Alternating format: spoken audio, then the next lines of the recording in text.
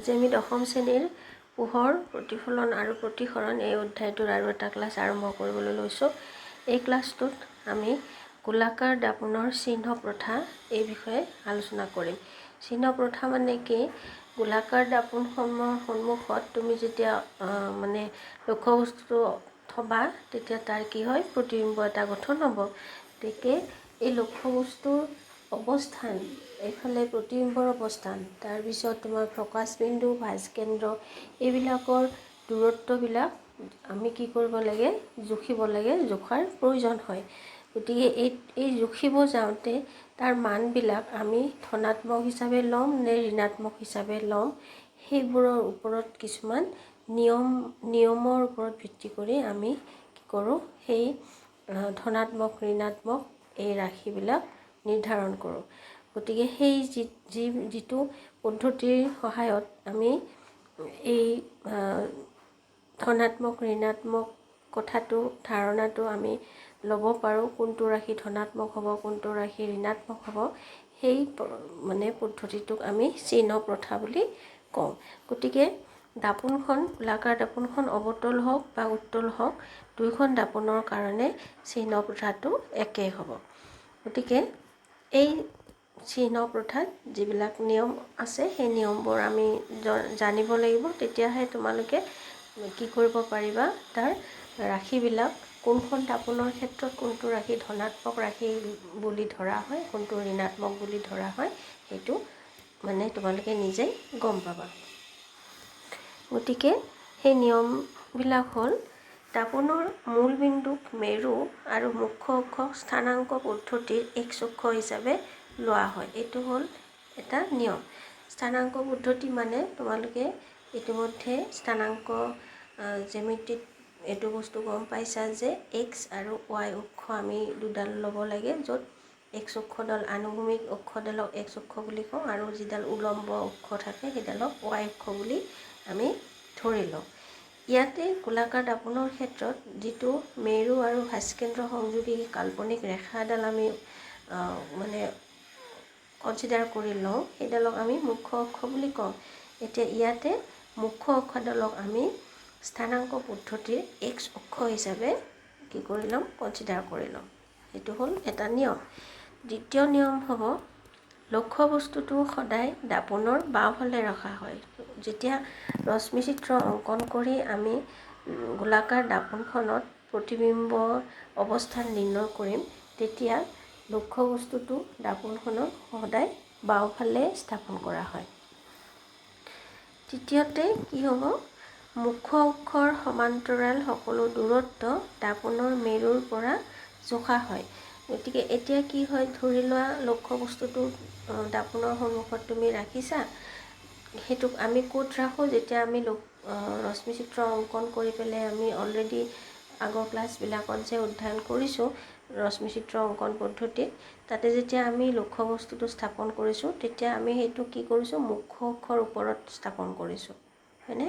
গতিকে মুখ্য অক্ষৰ ওপৰত যেতিয়া স্থাপন কৰা হয়, তেতিয়া দাপোনৰ পৰা মানে লক্ষ্যবস্তুটো কিমান দূৰত স্থাপন কৰা হৈছে, সেই দূৰত্ব আমি ক'ৰ পৰা জুখিম, দাপোনৰ যিটো মেৰু আছে সেই মেৰুটোৰ পৰা সেই দূৰত্বটো জোখা হয়। গতিকে মুখ্য অক্ষৰ ওপৰত লক্ষ্যবস্তু হওক, প্ৰতিবিম্ব হওক বা ফকাছ বিন্দুটো বা ভাজ কেন্দ্ৰ, এই বিন্দুবিলাক পইণ্টবিলাক কিমান দূৰত্বত আছে দাপোনৰ পৰা, সেই দূৰত্বটো জুখিবলৈ সদায় আমি দাপোনৰ মেৰুৰ পৰা আৰম্ভ কৰোঁ। গতিকে দাপোনৰ মেৰুৰ পৰা আমি সেই পইণ্টটোলৈকে পইণ্টটোলৈকে আমি দূৰত্বটো জোখোঁ। ঠিক আছে? গতিকে গোটেইবোৰ জোখ মাখ কি কৰা হয়, দাপোনখনৰ মেৰুৰ পৰাই আৰম্ভ কৰা হয়। তাৰপিছত নিয়মটো হ'ল, মেৰুৰ পৰা সোঁহাতে জোখা দূৰত্ব ধনাত্মক আৰু বাওঁহাতে জোখা দূৰত্ব ঋণাত্মক বুলি ধৰা হয়। এতিয়া দাপোনখনৰ যিটো মেৰুৰ পৰা সোঁহাতে যিখিনি দূৰত্ব তুমি জুখিবা, সেই দূৰত্বখিনি সদায় ধনাত্মক হয়, আৰু মেৰুৰ পৰা বাওঁহাতে যিখিনি দূৰত্ব জুখিবা সেইখিনি মুখ্য অক্ষৰ ওপৰত যিখিনি দূৰত্ব জুখিবা সেইখিনি ঋণাত্মক হয়। ঠিক যেনেদৰে স্থানাংক পদ্ধতিত মূলবিন্দুৰ পৰা x অক্ষৰ ওপৰত মূলবিন্দুৰ পৰা সোঁফালে যিবিলাক দূৰত্ব ৰখা হয় জোখা হয় সেইবিলাকক আমি ধনাত্মক বুলি কওঁ আৰু মূলবিন্দুৰ পৰা বাওঁফালে x অক্ষৰ ওপৰত আমি ঋণাত্মক মানে দূৰত্ব বুলি আমি জুখি লওঁ। ঠিক সেইদৰে দাপোনৰ ক্ষেত্ৰতো মেৰুৰ পৰা সোঁফালে যিবিলাক দূৰত্ব জুখিবা সেইবিলাক ধনাত্মক হ'ব আৰু বাওঁফালে যিবিলাক দূৰত্ব জুখিবা সেইবিলাক ঋণাত্মক হ'ব। তাৰপিছত নিয়মটো হ'ল মুখ্য অক্ষৰ লম্বভাৱে ওপৰলৈ জোখা দূৰত্ব ধনাত্মক আৰু তললৈ জোখা দূৰত্ব ঋণাত্মক হয়। এতিয়া যিডাল মুখ্য অক্ষ মেৰুৰ মাজেৰে পাৰ হৈ গৈছে সেই মুখ্য অক্ষডালৰ ওপৰ ফালে যিবিলাক দূৰত্ব তুমি জুখিবা সেইবিলাক ধনাত্মক বুলি ধৰা হ'ব আৰু মেৰুৰ পৰা মুখ্য অক্ষৰ তলৰ ফালে বা মুখ্য অক্ষৰ পৰা তল ফালে যিবিলাক দূৰত্ব তুমি জুখিবা সেইবিলাকক ঋণাত্মক বুলি ধৰা হ'ব। যেনেদৰে স্থানাংক পদ্ধতিত y অক্ষৰ দিশত ওপৰ ফালে যদি জোখা তেতিয়াহ'লে সেইটো পজিটিভ হ'ব আৰু যদি মূলবিন্দুৰ পৰা y অক্ষৰ তলৰ ফালে জোখা সেইটো ঋণাত্মক বুলি ধৰা হয়। সেই তেনেদৰে গোলাকাৰ দাপোনৰ ক্ষেত্ৰতো আমি একেই নিয়ম মানে প্ৰযোজ্য হয়। গতিকে যেতিয়া দাপোনৰ পৰা গোটেইবিলাক ৰাশিৰ দূৰত্বটো আমি জুখিম তেতিয়া আমি এই নিয়মকেইটা মনত ৰাখিব লাগিব। জোখাৰ সময়ত আমি এই নিয়মকেইটা মনত ৰাখি পেলাইহে আগবাঢ়িব লাগিব। তাৰপিছত এই চিহ্ন পথাটো আমি এনেকুৱা ধৰণে দেখুৱাব পাৰোঁ। যিকেইটা নিয়ম ইতিমধ্যে আমি আলোচনা কৰিলোঁ সেই নিয়মকেইটা ইয়াত চিত্ৰসহ দেখুওৱা হৈছে। গতিকে ইয়াতে এখন দাপোন MN দাপোনখন দিয়া হৈছে, P2 মেৰু দিয়া হৈছে। গতিকে ইয়াতে কি হৈছে দাপোনৰ পৰা এই মেৰুৰ পৰা x অক্ষৰ সোঁফালে যিবিলাক দূৰত্ব জুখিবা সেইবিলাক কি হয় পজিটিভ হয়, ধনাত্মক দূৰত্ব হয় আৰু মেৰুৰ পৰা x অক্ষৰ বাওঁফালে যিবিলাক দূৰত্ব আছে সেইবিলাক ঋণাত্মক হয়, নেগেটিভ হয়। ঠিক আছে। তাৰপিছত যেতিয়া মুখ্য অক্ষৰ পৰা কি কৰা হয় ওপৰ ফালে যেতিয়া যাবা তেতিয়া সেইটো ধনাত্মক দূৰত্ব বুলি ধৰা হয় আৰু মুখ্য অক্ষৰ তলফালে যেতিয়া আহিবা সেইটো ঋণাত্মক দূৰত্ব বুলি ধৰা হয়। গতিকে এই মুখ্য অক্ষৰ ওপৰফালে আৰু তলফালে আমি কেতিয়া জুখিব লগা হ'ব যেতিয়া আমি লক্ষ্যবস্তুটোৰ উচ্চতা জুখিম তেতিয়া বা প্ৰতিবিম্বৰ উচ্চতা জুখিম। সেই উচ্চতা জুখিবৰ সময়ত আমি কি কৰিম মুখ্য অক্ষৰ পৰা ওপৰফালে আৰু তলফালে জুখিব লগা হ'ব। তোমালোকে যেতিয়া প্ৰব্লেমবিলাক সমাধান কৰিবলৈ যাবা তেতিয়া এই কথাটো আহি পৰিব। তেতিয়া তোমালোকে লক্ষ্যবস্তুটো মুখ্য অক্ষৰ ওপৰফালে জুখিব লাগিব নে তলফালে জুখিব লাগিব সেইটোৰ ওপৰত নিৰ্ভৰ কৰি বা প্ৰতিবিম্বটো ওপৰফালে জুখিবা নে তলফালে জুখিব লাগিব সেই বস্তুৰ ওপৰত নিৰ্ভৰ কৰি তাৰ মানটো ধনাত্মক হ'ব নে ঋণাত্মক হ'ব সেইটো নিৰ্ধাৰণ কৰি ল'ব লাগিব। গতিকে এই নিয়মটো মনত ৰাখিব লাগিব যাতে তোমালোকে সহজতে সেই প্ৰব্লেমবিলাক সমাধান কৰিব পাৰিবা। আৰু কি হয় লক্ষ্যবস্তুটো সদায় মানে দাপোনখনৰ বাওঁফালে ৰখা হৈছে। এইটো যদি আমি লক্ষ্যবস্তু বুলি কওঁ দাপোনখনৰ বাওঁফালে ৰখা হৈছে। গতিকে এখন অৱতল দাপোন দেখুওৱা হৈছে। উত্তল দাপোন হ'লেও কি হ'ব লক্ষ্যবস্তুটো বাওঁফালে থাকিব। ইয়াতে অৱতল দাপোন দেখুওৱাৰ কাৰণে প্ৰতিবিম্বটো বাওঁফালেই সৃষ্টি হৈছে, কিন্তু যদি উত্তল দাপোন হয় তেতিয়াহ'লে প্ৰতিবিম্বটো সোঁফালে আহিব। ঠিক আছে। গতিকে এই নিয়মখিনি মনত ৰাখিব লাগিব, তেতিয়াহে তোমালোকে পিছলৈ প্ৰব্লেমবিলাক সহজতে সমাধান কৰিব পাৰিবা। তাৰপিছত গোলাকাৰ দাপোনৰ সূত্ৰ। এতিয়া এই যে আমি লক্ষ্যবস্তুৰ দূৰত্বটো জুখিম বা প্ৰতিবিম্বৰ দূৰত্ব জুখিম তেনেকৈ ফ'কাছ দৈৰ্ঘ্য বা ভাঁজ ব্যাসাৰ্ধ এইবিলাক যে জুখিম এইবোৰৰ ওপৰত নিৰ্ভৰ কৰি কি হৈছে আমি কি কৰিব পাৰোঁ এটা দাপোনৰ সূত্ৰ নিৰ্ধাৰণ কৰিব পাৰোঁ যি সূত্ৰটো উত্তল দাপোন বা অৱতল দাপোন দুইখনৰ কাৰণে প্ৰযোজ্য হয়। গতিকে গোলাকাৰ দাপোনৰ মেৰুৰ পৰা লক্ষ্যবস্তুৰ যিটো দূৰত্ব সেইটোক আমি লক্ষ্যবস্তুৰ দূৰত্ব বুলি কওঁ আৰু এইটোক ইউৰে বুজাওঁ। যেতিয়া আমি প্ৰব্লেমবিলাক কৰিম তেতিয়া তোমালোকে গম পাবা। লক্ষ্যবস্তুৰ দাপোনখনৰ বাওঁফালে লক্ষ্যবস্তুটো অৱস্থিত হয়, সেইটো আমি ইতিমধ্যে নিয়মসহ পালোঁ।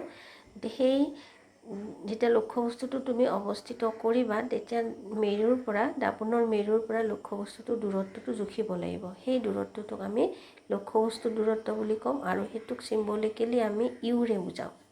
ঠিক তেনেদৰে দাপোনৰ পৰা যেতিয়া লক্ষ্যবস্তুটো স্থাপিত হ'ব তেতিয়া দাপোনখনত প্ৰতিফলিত হোৱাৰ পিছত এটা প্ৰতিবিম্ব সৃষ্টি হ'ব।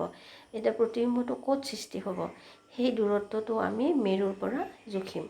যিটো দূৰত্ব হ'ব সেইটোক আমি প্ৰতিবিম্বৰ দূৰত্ব বুলি ক'ম আৰু প্ৰতিবিম্বৰ দূৰত্বটো ভিৰে বুজোৱা হয়। লক্ষ্যবস্তুৰ দূৰত্বটো ইউৰে বুজোৱা হয় আৰু প্ৰতিবিম্বৰ দূৰত্বটো ভিৰে বুজোৱা হয়। ঠিক আছে, এইটো পিছলৈ আমি ইউ আৰু ভি ব্যৱহাৰ কৰিম। ইউ ব্যৱহাৰ কৰিলে তোমালোকে গম পাবা যে এইটো লক্ষ্যবস্তুৰ দূৰত্ব আৰু ভি ব্যৱহাৰ কৰিলে গম পাবা যে সেইটো প্ৰতিবিম্বৰ দূৰত্ব। তাৰপিছত মেৰুৰ পৰা মুখ্য ফকাছৰ দূৰত্বটোক ফকাছ দৈৰ্ঘ্য বুলি কওঁ। তোমালোকে ইতিমধ্যে ফকাছ কি বস্তু গমেই পাইছা। গতিকে মেৰুৰ পৰা ফকাছ পইণ্টটো কিমান দূৰত আছে সেই যিটো দূৰত্ব আমি জুখিম সেইটোক ফকাছ দৈৰ্ঘ্য বুলি কওঁ আৰু ফকাছ দৈৰ্ঘ্যটোক এফ আখৰেৰে বুজোৱা হয়। গতিকে এফ থাকিলে তোমালোকে গম পাবা যে এইটো ফকাছ দৈৰ্ঘ্য। এতিয়া এই তিনিটা ৰাশি ইউ, ভি আৰু এফ, এই তিনিটা ৰাশিৰ এটা সম্বন্ধ আছে আৰু সেই সম্বন্ধটোকে আমি দাপোনৰ সূত্ৰ বুলি কওঁ। এই সূত্ৰটো ব্যৱহাৰ কৰি পিছলৈ কিছুমান প্ৰব্লেম কি কৰিব লাগিব, গাণিতিক সমস্যা কিছুমান সমাধান কৰিব লাগিব। গতিকে এই সম্বন্ধটোকে আমি দাপোনৰ সূত্ৰ বুলি কওঁ আৰু সেই সম্বন্ধটো হ'ল ইউ, ভি আৰু এফৰ মাজৰ সম্বন্ধক দাপোনৰ সূত্ৰ বুলি কোৱা হয় আৰু এইটোক সম্বন্ধটো হ'ল 1/u + 1/v = 1/f। এইটো বিৰাট ইম্পৰ্টেণ্ট ৰিলেশ্যন হয়, এইটো তোমালোকে মনত ৰাখিবা। গতিকে এই সম্পৰ্কটোকে ৰিলেশ্যনটোক আমি দাপোনৰ সূত্ৰ বুলি কওঁ।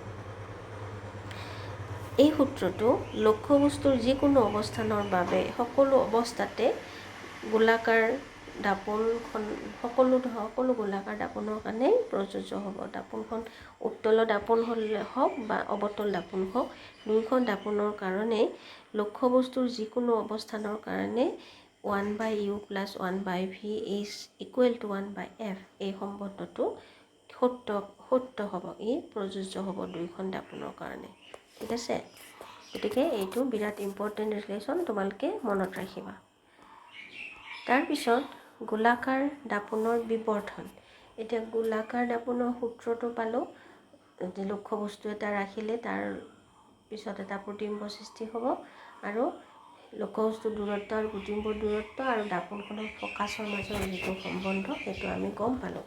এতিয়া বিবৰ্ধনটো কি বস্তু?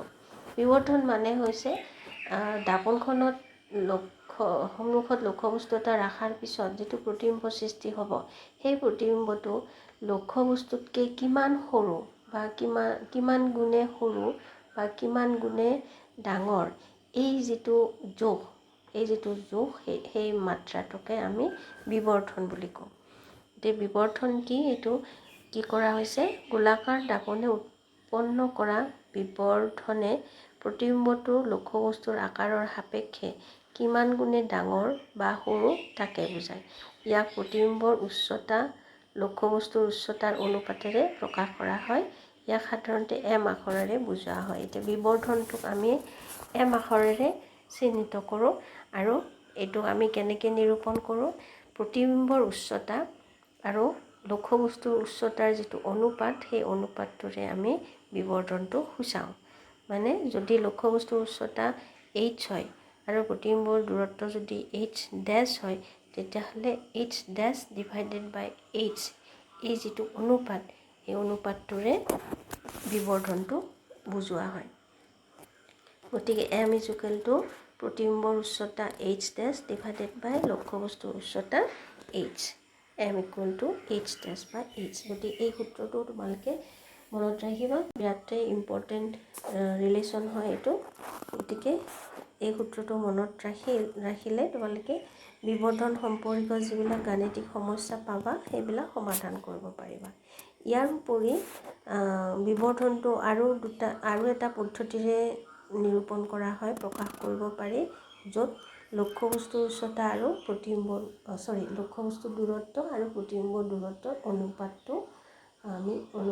ব্যৱহাৰ কৰা হয়। অৰ্থাৎ লক্ষ্যবস্তুৰ দূৰত্ব আৰু প্ৰতিবিম্বৰ দূৰত্বৰ অনুপাতটো ব্যৱহাৰ কৰি আমি বিবৰ্ধন নিৰ্ণয় কৰিব পাৰোঁ।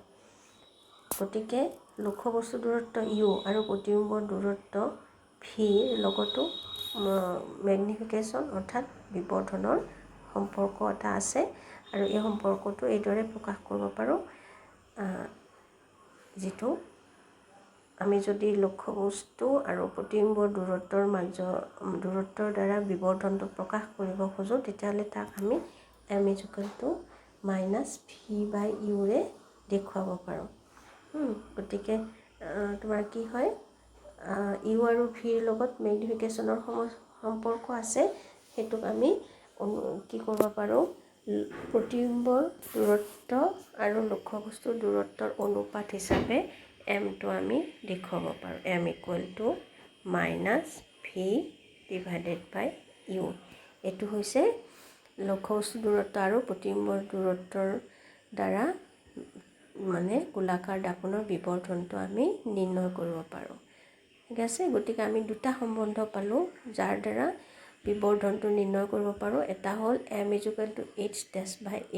অৰ্থাৎ প্ৰতিবিম্বৰ উচ্চতা আৰু লক্ষ্যবস্তুৰ উচ্চতাৰ অনুপাত, আৰু এটা হ'ল m=-v/u, অৰ্থাৎ প্ৰতিবিম্বৰ দূৰত্ব আৰু লক্ষ্যবস্তুৰ দূৰত্বৰ অনুপাত। গতিকে এই দুটা সম্বন্ধ আমি একেলগ কৰি পেলাই লিখিব পাৰোঁ, m=h'/h